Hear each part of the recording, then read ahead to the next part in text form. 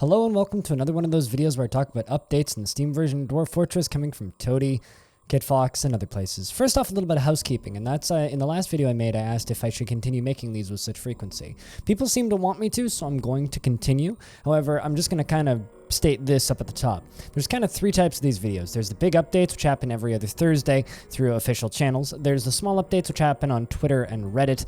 And then there's these blog posts. So this is going to be a blog post. There's no screenshots here. Well, there are some pictures of scamps at the end, so stay tuned for that. The blog post starts off with things got less normal indeed. For instance, the landlord decided to randomly replace all of my windows in my apartment using maskless or mask randomly off contractors. Perhaps having the windows out for a time made it count as outdoor contact, but it wasn't great.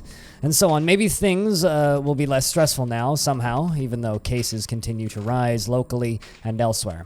You know, Tarn, I think I speak for the entire community when I say we need to get you into a nicer apartment building because that place sounds like a nightmare.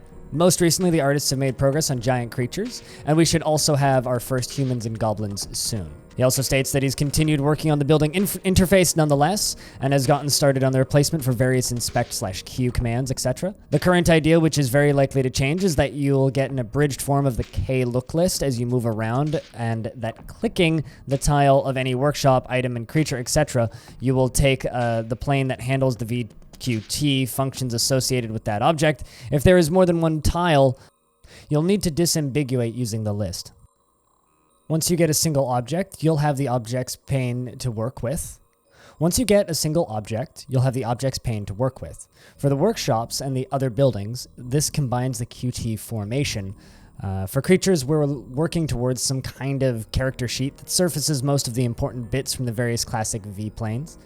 And there is much data of it that will be hidden behind tabs, etc. But you should be able to see a lot more at a glance than you currently do. Currently, cases like items and engravings should be more simple. So chat, like this basically means that the current big wall of text descriptions for things are going to be kind of shrunk down. How would you like to see this displayed? Like, do you have any kind of ideas of what you would like to see? I know I've seen a lot of people saying like RPG formats for clothing and stuff. Personally, I prefer a list actually because I think that that's easier to parse. But this was probably going to do something similar to what they're doing with Dwarf Therapist, where they jam the moods and the mental states of dwarves down into a smaller menu, etc. Just to kind of make the current wall of text problem to be a little bit less daunting for new players. Then at the end of the blog post, Tarn comments that for a time, as you may have seen elsewhere, Scamps had a co-workerly spirit on a dead laptop where he couldn't make his typical well-meaning contributions to the codebase by walking on Tarn's keyboard. And now he's back to living in a box. So shoutouts to Scamps, the cat, and I hope that you're enjoying your box. And thank you very much for sharing the box photo, Tarn. And I still love the shot that you took during the interview that we did. If you want to watch that interview, including the original posting of that first cat photo, you can find that in the description. It's the more recent one. Thank you very much for watching these videos and supporting the stuff that I do in this realm of YouTube. I am not affiliated with Bay12 Games or Kitfox in any way. I'm just a dude who's reposting this stuff to YouTube. If you enjoy it and want to see the other stuff I do, I upload all of the VODs from my live streams on Twitch, at least the ones that matter. And I also, you know, do more of these update videos, some small tutorials, and some lore videos alongside of all that. If that's what you're interested in, there's way more of this on this YouTube channel than you could possibly ever need in a short period of time.